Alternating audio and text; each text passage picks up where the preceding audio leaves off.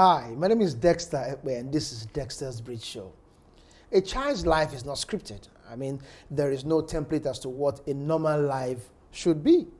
But if there was any similitude of what a normal life should be, Omale Benjamin Zaki had it.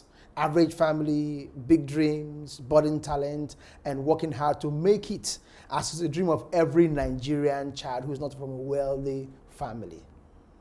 But what looked like a normal life soon slipped into a desperate fight for survival after Benjiszzy was diagnosed with a brain tumor in 2020. September 2020, the worst you could ever have.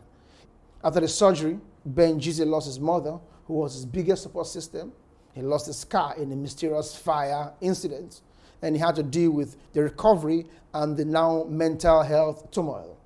He's currently working less and recovering, and God has been helping him. This is definitely a classic story of a survival.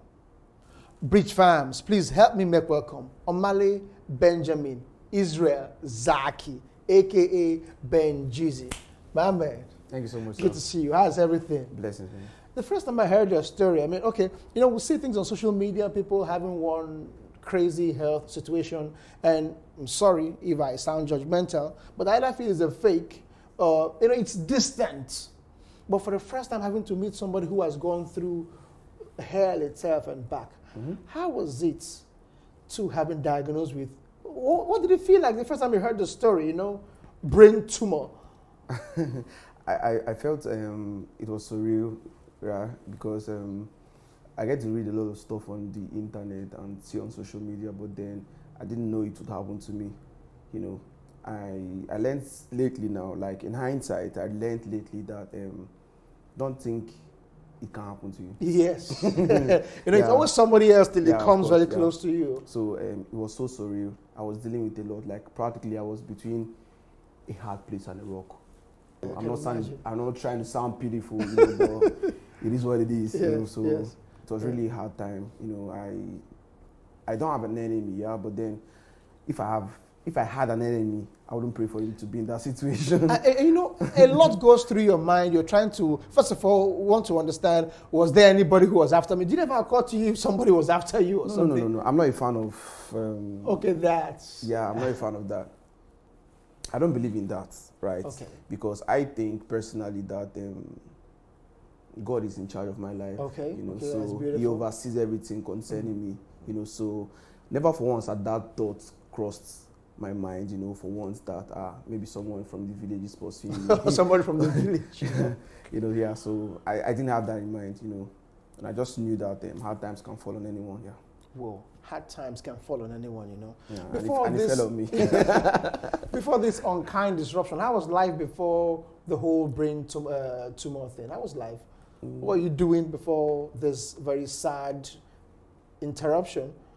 Average Nigerian, I'm into brand development, I'm a UI UX designer, product designer. Tech bro. tech bro, For short, tech bro. Okay. So I do a lot of music, I do a lot of music production and then performing arts. What kind of music do you do? Contemporary music, but then predominantly built on an Afrobeat foundation. Okay. Yeah, so I do what I do, trying to reach out to the unreached through my music because I have an adamant message delivery technique that I use, across all genres of music. Okay. It's hard to want to box me. It's hard to want to classify and say, confine you to one genre, as it were. Yeah. Okay. So that's what I do basically. That's what I did. That's what I'm currently doing, but then in a higher dimension. Right now. You had to go to social media to ask for money. I did not have to, initially because I am very personal. I'm a very private person, So I had to call some of my close friends. Okay. I called my mentor. I'm like, guys, see, this is what's happening. This is what the doctor said. What are we going to do? It's like, it's always the prayer person. Like, guys, let's get on our knees and start praying. We prayed, but then the symptoms did not stop. It kept on going from one stage to another, Okay, you were actually feeling sick. It wasn't like it was just a doctor's report. You were feeling unwell. Yeah, so I had a project, Okay. I had a project, I had a design project. So I was part of a team, a design team for a big project. It was a government project actually. Okay. So I was privileged to be part of that team for the designs, So we were handling the project, and we had a very short timeline to deliver the project. So I started working long hours. So I think I did like 48 hours, almost 40 hours stretch, because calls were coming in, guys, we need to send the mail, prototype, send it and all that. So I had to just work at that length of time just so to meet up. Yeah, stretch, having to crash many things. Yeah. So my friend came around, and I'm like, oh, thank God you don't come, oh, guy, wake me up. I have to go to bed. So that was like 3 p.m., So I just lay down on my pal. I didn't even lie on my bed, I just lay down, and then I woke up in the hospital. That was it. No symptoms, no nothing, no headaches, it was just like that. So when I got to the hospital, doctor was like, have you had a seizure before? Because that was a seizure. Okay, the time when you passed, I was actually a seizure. Yeah. Okay. So they're like, have you had a seizure before? I'm like, no. Do you have any history of seizures, convulsion? Any family background, things like that? No. Like, the seizure and the convulsions little children normally do have. So perhaps maybe it was when I was small or something, so I had to call my mom. Because they were trying to establish a previous brain damage or something. Just so to be able to ascertain, because they will have to go through history and stuff. Of course. So I called, and my mom was like, perhaps when I was 1 or so. The doctor was like, it doesn't hold water, So he said that he just resuscitated me, made me feel okay, and said, okay, if there's a possible reoccurrence, then we can consider doing a brain scan, just so to be sure that, nothing is wrong with me. But then perhaps the stress.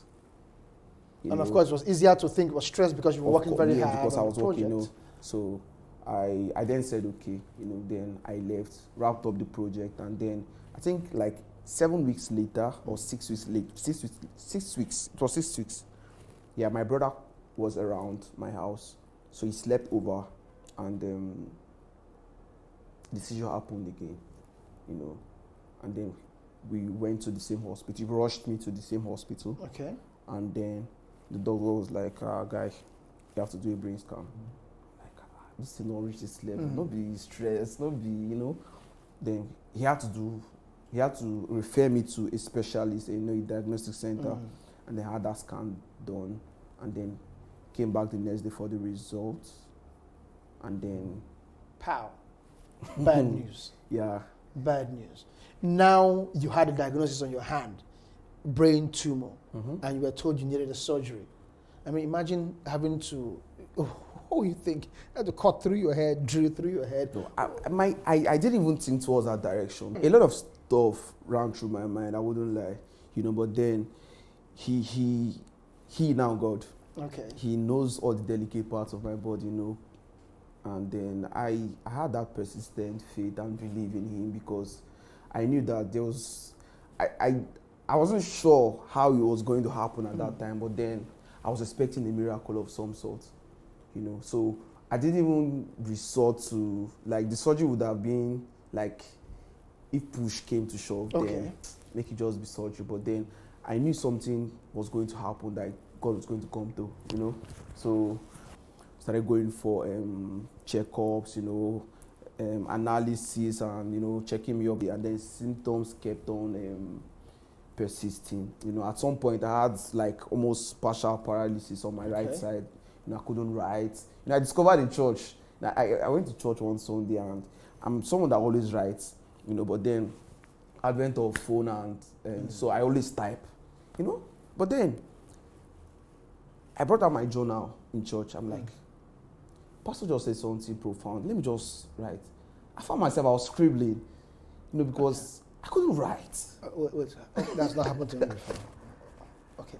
Like, I was scribbling, so I was just write out of the margin. I'm like, write out of the margin. I'm like, guy, what's happening to me? Am I?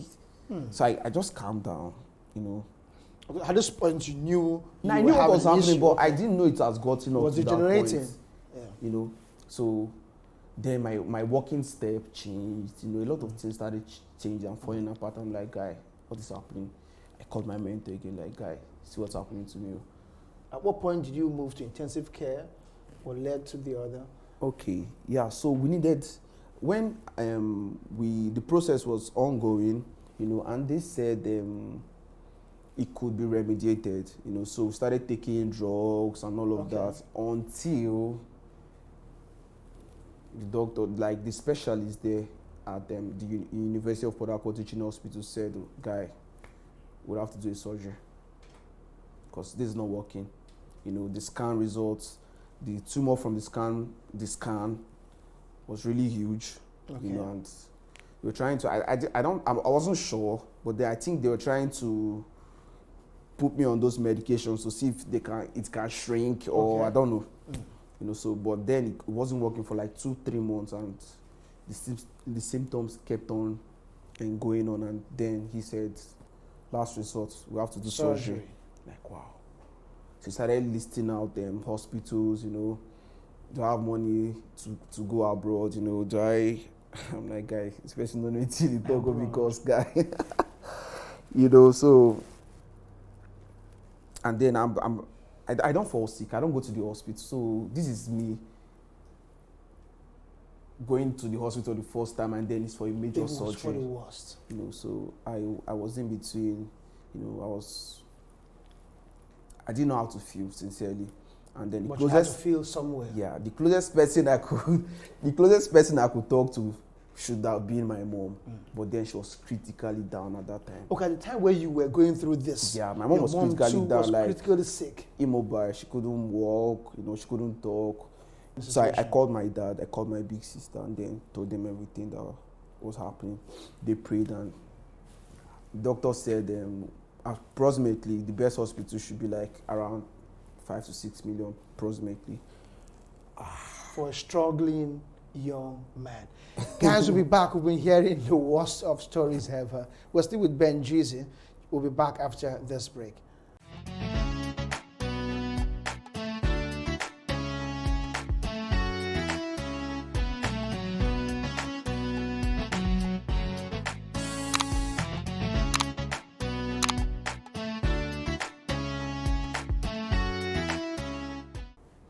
Yeah, welcome back. This is still Dexter's Bridge Show, and we are with Benjiszzy. And before the break, he had told us, I'm already scared. I'm good. Brain tumor. So, you had to raise 6 million naira thereabouts. Mm-hmm. So, how was the journey raising the money? I talked to a lot of people, and first my mentor, and he was like, Zaki, just chill, just breathe. And then I talked to a lot of close associates. I called my boss. He had to make me to stop coming to the office. Working remotely, and so I started talking to a lot of people, but within my close circle. Okay. Because I'm a very private person. Like, of course, the lowest of keys. Of course. So I don't like that empathy. It's same for most hardworking, responsible young people. I don't like that empathy when people start, guys, sorry, go better, and all of that. I didn't need that. You didn't want to be in that space. I didn't need that because I needed my faith to be unflinching. I wanted God to. I feel, strongly, for anybody, yeah, because God doesn't let us pass through troubled waters so He can drown us. Of course. So if something falls on the ground, perhaps He wants me to. If He lets me fall, definitely He will not let me fall. But peradventure I fall, perhaps there's something on the ground He wants me to see. Pick a lesson or something. So that's where I saw it from. So it's like, God, what are you trying to show me? What are you trying to show me? And as unreal as it may sound, I've never felt peace like I felt through this process. Going through the whole madness of this situation. Truth. Yeah. I never felt so much peace. And people are like, few people I told, like my colleagues, my family, they will be the one calling, like, have you eaten? Like, guys, just chill. I'm not dying. It's not cancer. You are not dying. It's not cancer. It's not So, like, how much have you gotten? Like, no money. Oh. I had that conviction in my spirit already that this money will come, you know, but it won't be my sweat, because God, you knitted together all the delicate parts of my body. So you have a replacement somewhere, perhaps. You know, you're saying this for the second time, that he knitted together all the delicate parts of your body. You know, all through this process, I read the scriptures a lot. Okay. You know, I feed on them. You know, so a lot of scriptures were coming to me at that time.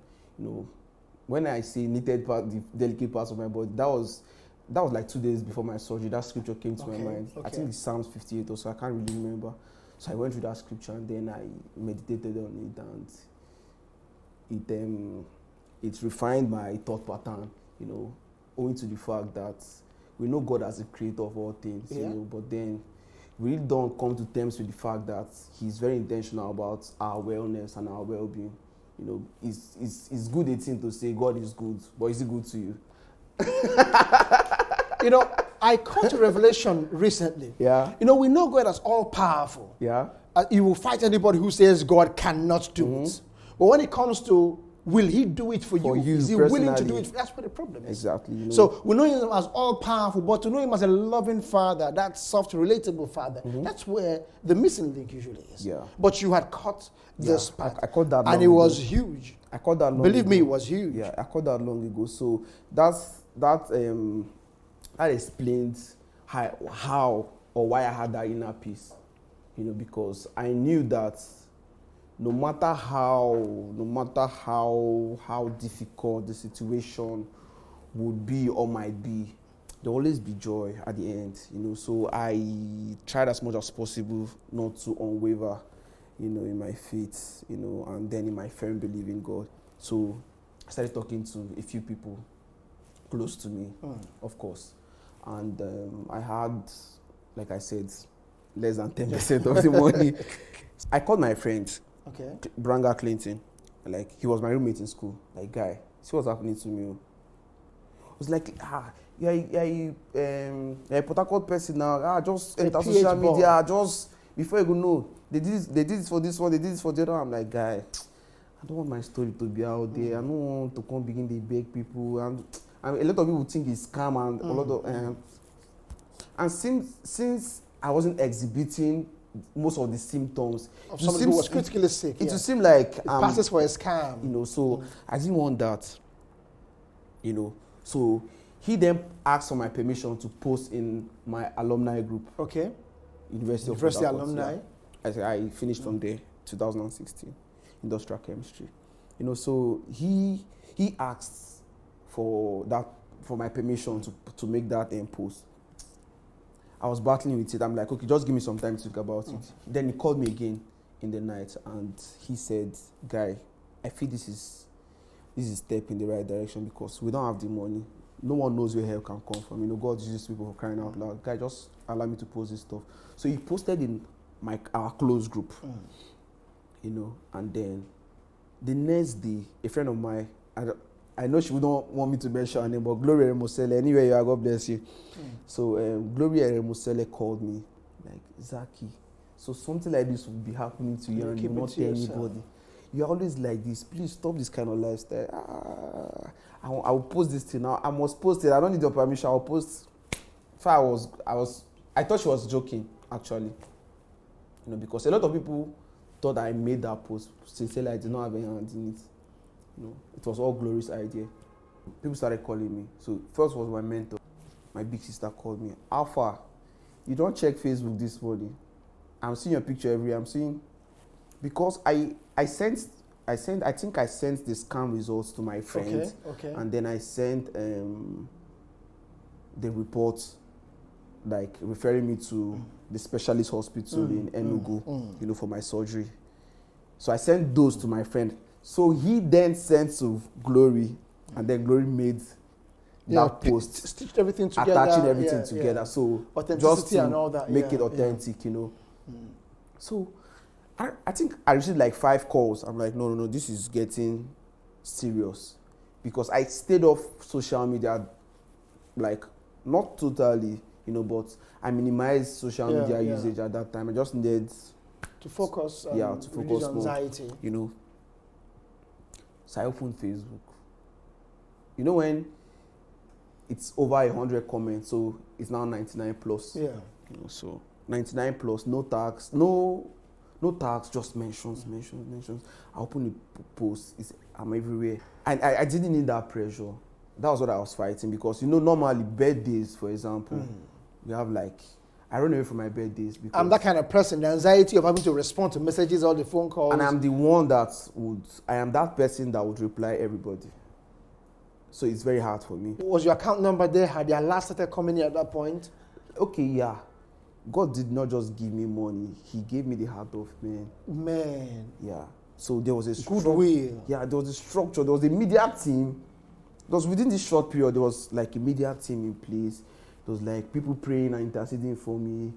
Have you noticed that all your life's journey added up to make that moment possible? You worked as a media person, you had close friends, you were there for everybody, you had lots of goodwill, you were a Christian, you were prayerful. So different people had different roles to make this time happen. This was not a coincidence, It was your whole life's reward you were reaping at that point. No, I'm starting to see it from this perspective right now. Exactly. Because, okay, well. It was like life was ready for this moment. You had lived your life ready to make this moment happen. You had people who were like, in the Bible, the paralytic man whose friends carried him without his permission. We all need people in our lives when the chips are down who will move us, who know we need help and know we don't want help. I mean, come on. So the alert, I want to know about how it started dropping and how it drove you crazy. I was overwhelmed because I've seen money.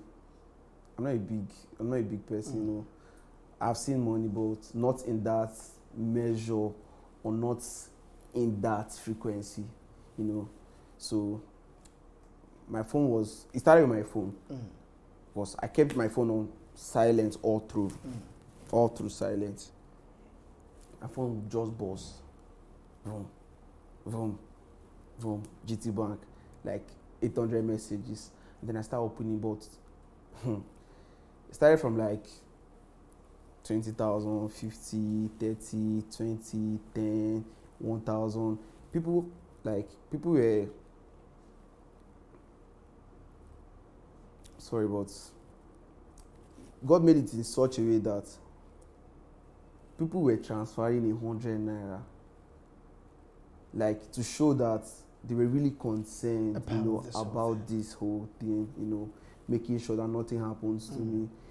A lot of people who I might not even know or I might not even cross paths with till the end of my life, I started getting these monies, and then in less than 50 hours, we had gotten about 9 million naira already. 50 hours. Yes, 50 hours. 50 hours. He had a miracle and he had more money than he needed. The problem with Christians is that we expect our miracles to be stereotyped. We want to box God in a corner when we want him to do a miracle. So God, do it this way or the other way. But now God proved everything to you, because there are many people who have gone through surgeries and they died. The best of facilities. So God spared your life. That was one. Then people who have expected the money didn't come through till they eventually died. God surpassed that one. God gave you the hearts of men, like you say. God preserved your sanity, and you went through this whole thing. Still on to the Dexter's Bridge Show, and this story is really getting me emotional. We'll be right back after this break.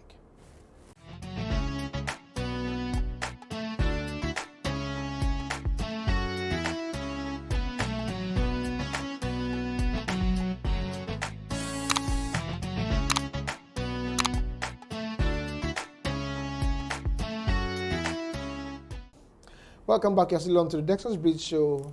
And I've moved from being sober to now getting inspired. And Benjiszzy has told us an amazing story. And at this point, you had surpassed your financial targets. So the surgery, how did it go? What next? Yeah, obviously, I was set for surgery. Okay. Money was available. Then we were referred to Enugu. I think there was another facility in Ibadan, but then we opted for Enugu. Okay, you had options now where you needed the surgery because, done. like, I could have just gone abroad. if I had to, But then, because of post-surgery, Post-surgery care and all that. So we just had to do it in Nigeria. Okay. But when you know about the Nigerian thing will happen. Okay. I had doubts. Okay. I had doubts, But then it's having fears now will be doubting the power of God. The bigger the problem, the easier it is. Okay. For God.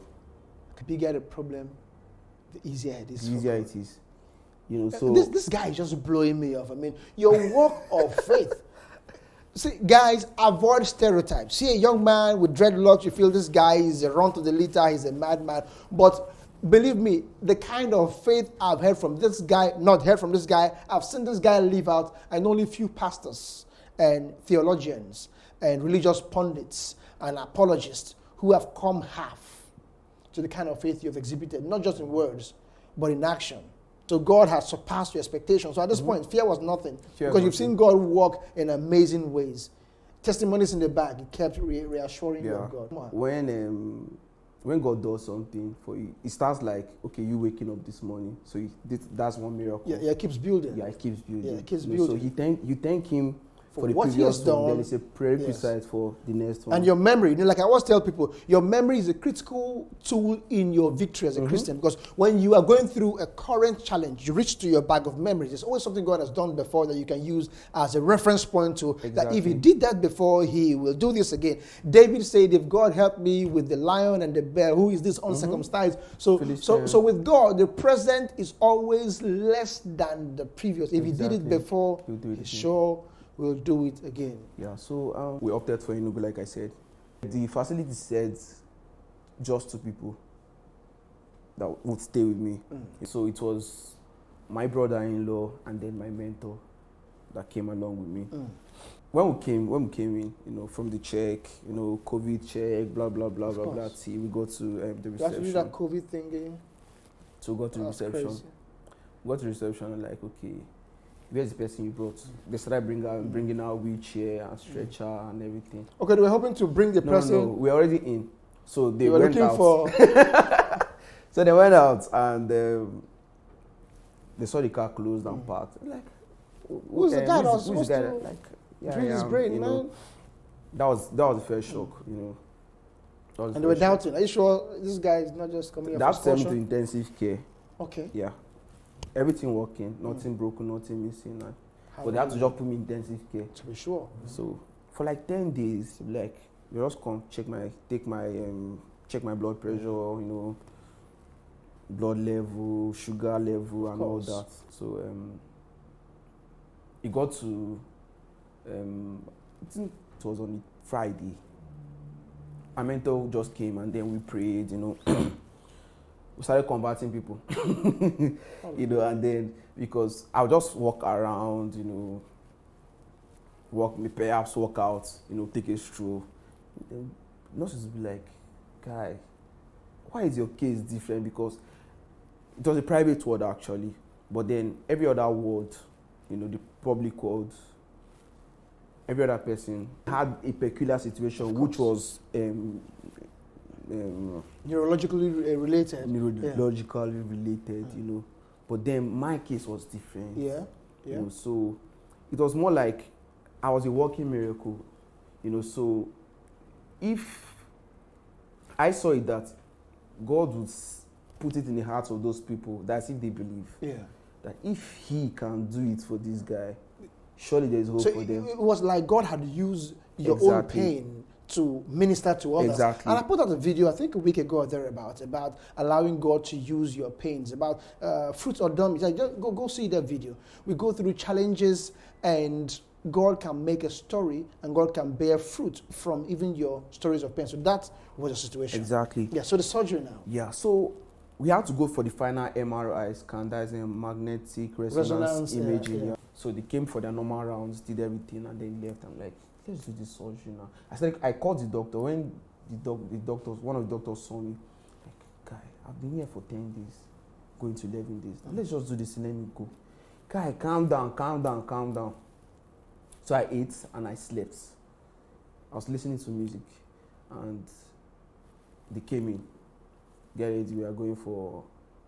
Surgery, same day? No, the next Okay, day. the next day. I told you were going next day. Okay. They told me the same day, like few hours. Okay. Like, that's what they used to tell person, say that they go to surgery. Like, give me pre-information, let me prepare myself and all that. So I just started praying. And then I had a video made. I'm like, my bro, take this phone and make a video of me. And the doctors came and they started doing all their thing. Yeah. He was making the video. And I was just talking and talking and talking. It was just more like this interview. I'm like, just put this video, put this camera on this tripod and start making a video of me. I was just talking. Up till now, like, sometimes I just watch that video and I start laughing. I'm like, what got into my head at this point? Intentional, you're being intentional about every moment. I was just... It's called living by design, guys. Yes. So I was just like, guy, make a video of me. I'm like, guys, this is me. Doctors are trying to fix me up and in a few minutes time I'll be out, blah, blah, blah, blah, blah. I was just making those declarations, exercising my faith and all that. And then a few hours later, you were in? I was in, but prior to that time, I was given a consent form, which gave me consent. Do these people know what they are doing? But then I just realized that, okay, perhaps that's part of the procedure. It is. So it sounds like it's cruel, but it is. So I was rolled in. Like, I was just praying. And that was the last thing I could remember. Like, a few minutes later, like, I had my locks on, you know, so the anesthetic, what's it called? Yeah. Anesthetic doctor, Abi, what. She came to visit, like, prior to that day. You know, that day, my mentor was with me in the hospital, like in my ward. So yeah, we're just talking about scriptures, you know, edifying, and then we caught the attention of this anesthetic doctor. I was like, I have a concern. Oh. I don't want anybody to touch my hair. Wait. You were going to have a wait. You know, this exact thing was what she did. Her reaction. Started laughing. You know, started laughing. I'm like, no, I'm serious, because I was on set for a movie that finally did not premiere. So you wanted continuity? Yeah, I needed continuity. I'm like, no. She's like, be concerned about your head first. I was about asking you, did you consider how you're going to access your brain, if not through your skull, or maybe you think you know? But then technology has advanced. You know, so perhaps I don't know how. Maybe like a microsurgery or something. Well, I don't know. Like a laser surgery. You know, but then I tried as much as possible not to use the internet to check anything and look at. Yeah, there's this song that says, "Don't Google your symptoms." Okay, you know, so I was very careful on that. You know, so I made that special play, and the lady started laughing. You know, but then I said, no, I'm serious, please. If there's anything you can do, keep my head intact. So she said, aside miracle, can call you Samson also. Oh well. Lose your mind. Okay. So yeah, so they rolled me in, and I don't know what happened. I just knew that the next time I opened my eyes, I was in the intensive care, you know.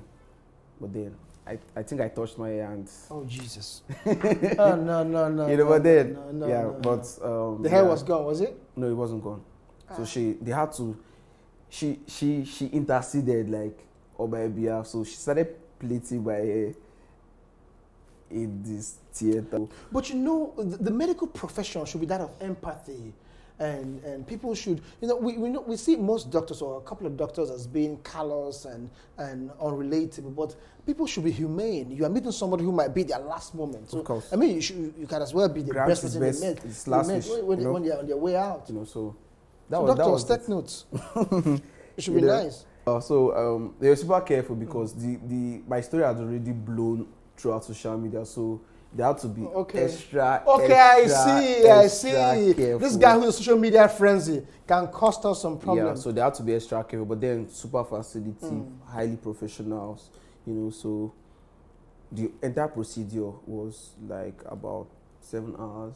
Okay. Or more, I don't know. But then I woke up. I think I was having. I can't even remember what was happening, because if I say I remember, I would be lying.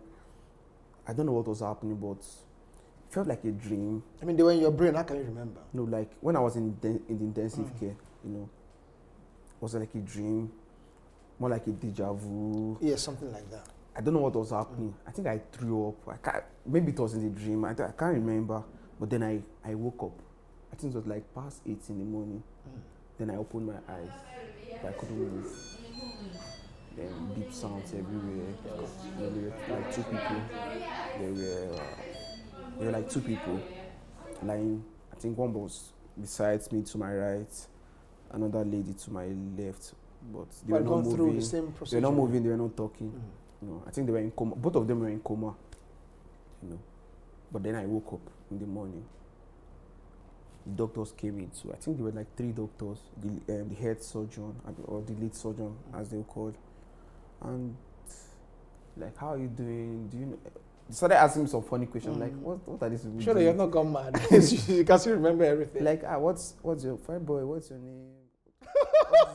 Like, I'm like, no, these guys are crazy. See, I wasn't sure if the procedure had already taken place. Okay.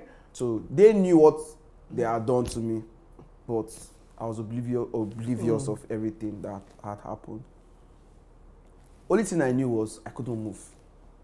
You know.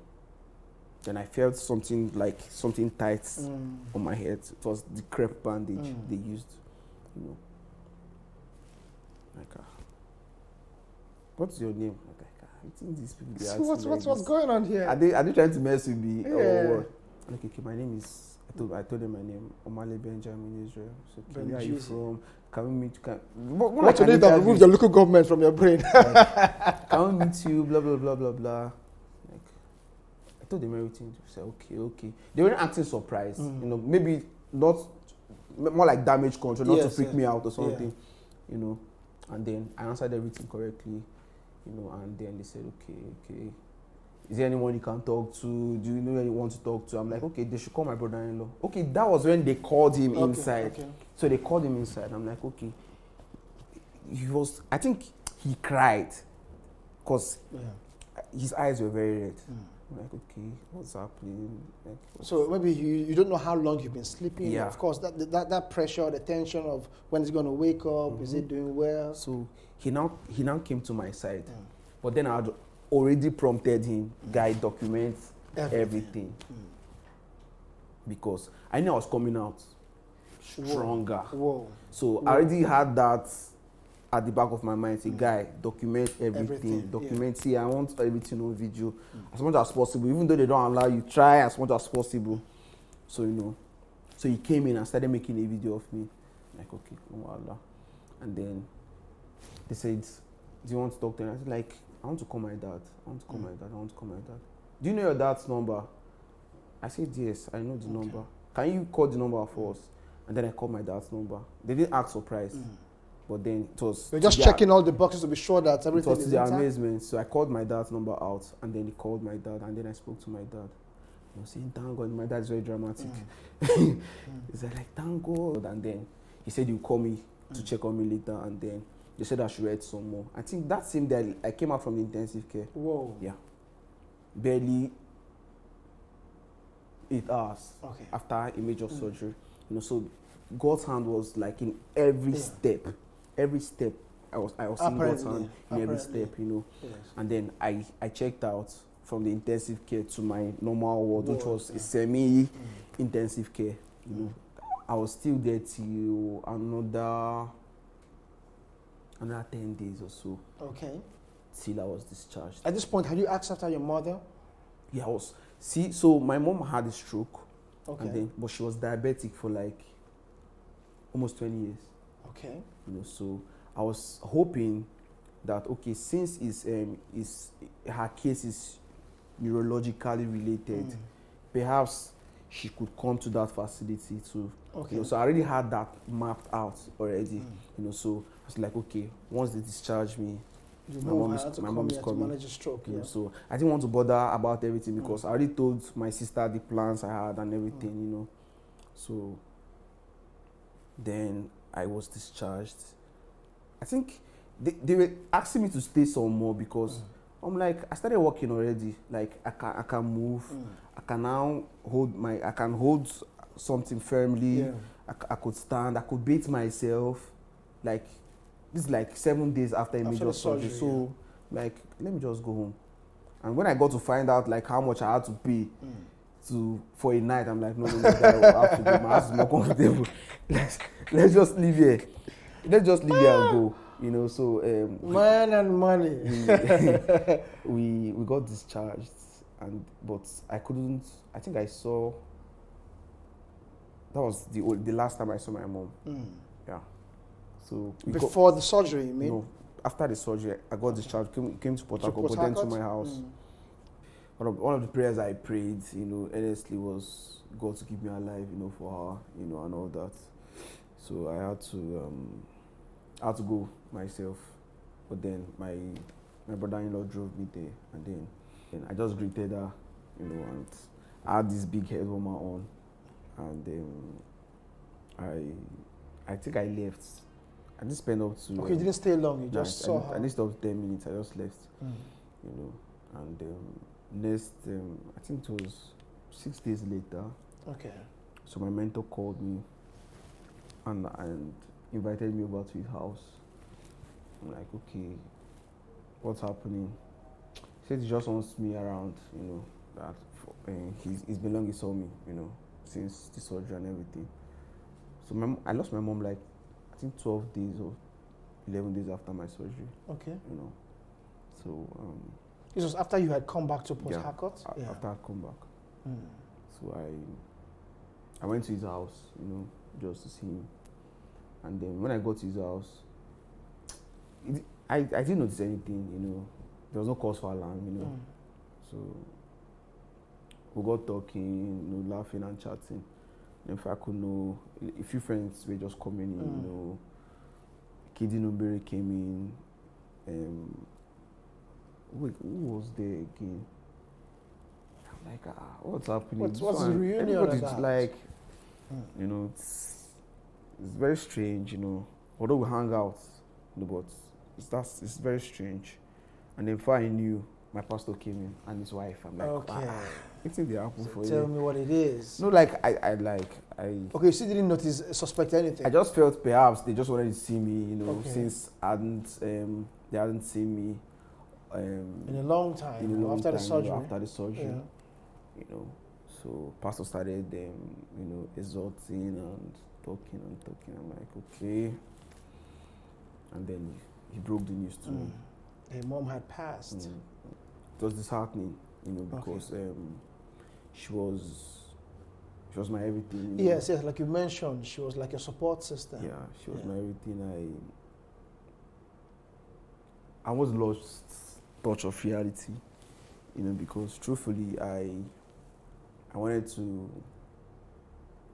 tell her how many things you know, in retrospect, trying to recollect, you know, and it all didn't make sense, you know, because 2 Corinthians say we are hard pressed on every side, yes, you know, but not crushed, perplexed, persecuted, not but abandoned. not in despair, you know. Yes. So I was in despair, you know, because I didn't know how to feel. Everybody was encouraging me, like, and from where I come from, like, she was supposed to have been buried if perhaps maybe she died in my hometown or something. So we're trying to delay the burial by some time so I could put myself together, you know. And we're driving to the village, you know. You made the trip with them? Yeah, I made the trip with them. I was sound already recuperating, you know, even before I left the facility at Enugu. You mentioned. You know, and we had an accident. You know, my car was behind the ambulance carrying her body. And the only thing I could remember was, come out. Like, my research has already caught. We're in the bush, like in a ditch, kind of. And he said he lost control. I don't know what happened, but we're inside the bush. You know, we started coming out of the bush, blah, blah, blah. Told the motor to, I think it happened around Obolafo area. Yes. Going to Kogi State, you know. So we had to join another car, you know. And then the burial was successful and everything. Then I started having a few complications, you know, because there were a few known complications that could arise, you know, that following the kind of surgery that you had gone through. You know, but then it was it was, I wouldn't say bad, but it happened that I had excess fluid coming out from my head. Okay. Because from, I really don't know the right terms to use right now, but I started there were fluids gathering, So they started messing up the crepe bandage, so I had to go to Enugu from. Okay, from Porthacourt? From the village. Okay, from the village now. Yeah, I had to go to Enugu, and they made that trip like twice, so they will extract the fluids. The fluid, yeah.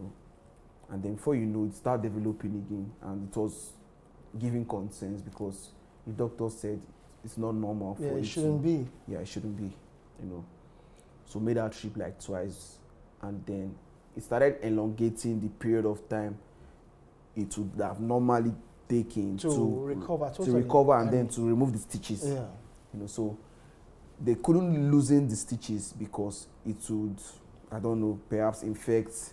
Definitely. And you were not healing properly like you should have. So I had to heal properly. So the stitches were removed when I was totally healed. Totally healed. So it was like a disaster altogether because it was freaking painful. Very, very painful. But then I had that done, and miraculously I've been recuperating just fine. You mentioned that your car got burnt while all these went on. It was like I didn't have space for anything. The enemy kept on coming and coming and Life unleashed everything that was possible. Everything that could go wrong just started going wrong in successions. I felt every kind of pain anyone could feel, emotional, mental, health, loss, family. I lost some money. I lost an investment. A lot of things happened like within a space of 6 months. I lost my mom. So, but all through all this, how were you able to heal? What would you say helped you to heal both physically as an injury you had gone through and all the whole mental turmoil you had suffered, the emotional downtime, all the madness that befell you? I mean, what would you say helped you heal? I mean, like the most critical thing that helped you navigate the whole troubled waters you had to? I was hinged on God's word and His promises. Now, I pray to God specially. I'm like, okay, all through this process, I know He's taking me through a process, but all through this process entirely, I want all glory to return to Him. Definitely. Every arm of flesh, please feel. Please feel every arm of flesh. That was, to be honest, brutally, I prayed that very honest prayer. So the way every avenue for any man to take glory, frustrated. Please frustrate. It has to be God in all this at the end of everything. How the money came, we have big screen celebrities who their faces are everywhere. They keep crying for the help. Even 1 million they don't get to raise for them. But how this money came, nobody knew up to today. It was just God. Surgery process, smooth, seamless. Yeah. It was just God. To the amazement of the surgeons, it was just God because the tumor was very huge, and they said that the tumor was just resting on the part of my brain that was responsible for my speech. So prior to that time, it was a miracle that I could still talk. You could speak articulately at that. Yeah. So all glory was just returning to God. No stroke, no paralysis, no complications whatsoever. Nothing broken, nothing missing. So I took it that God, if I go for therapy, which they think I am supposed to go for, I feel is trying to share glory with these people. God, just lead me beside this still. Lead me beside still waters. Yes. But even if you had to go through therapy, thank God you didn't. But even if you had to go through therapy, I mean, it's still God's miracle. Of course. So if anybody needs to go please through go through therapy. Please do. Of course. Do. God helped you. Yes, He came through for you. It was His design, and we are grateful that He had to go through that way. Indeed. Where are you now? Your music. What's happening in your life currently? Okay, a lot has happened. I started working on my debut project, Son of the Lion. Yeah, I see you had that project, Son of the Lion. Tell us about the track. What inspired it? Okay, it's a lot of people battle with identity crisis. a lot of issues we face in life can be drawn to identity crisis. Yes. Because we don't know who you are. So we just behave. That's why you called it son of the lion, not a lion. That should be that lion, particular lion. But the lion is the conquering lion of Judah, who we know who is our God. Exactly, guys. You can survive anything if your identity is intact. Especially if you're a believer out there, it doesn't matter what you go through. Listen, if you leverage if you hinge your faith on God's identity and your relationship with Him, you can scale anything. You can scale anything. Yes, like we said before, it's not just the all-powerful God. He's the all-loving, all-willing God, the one that is your Father. Yes, Son of the Lion. So I started working on those tracks from the hospital already. The project it's an embodiment of my story, where I am and where I was and where God took me to and where He's taking me. So I see myself as the lost sound that is poised for the new creation. Yes, the lost sound poised for the new creation. So I do this across various topics. If you have to give our audience one sentence, tell them one thing.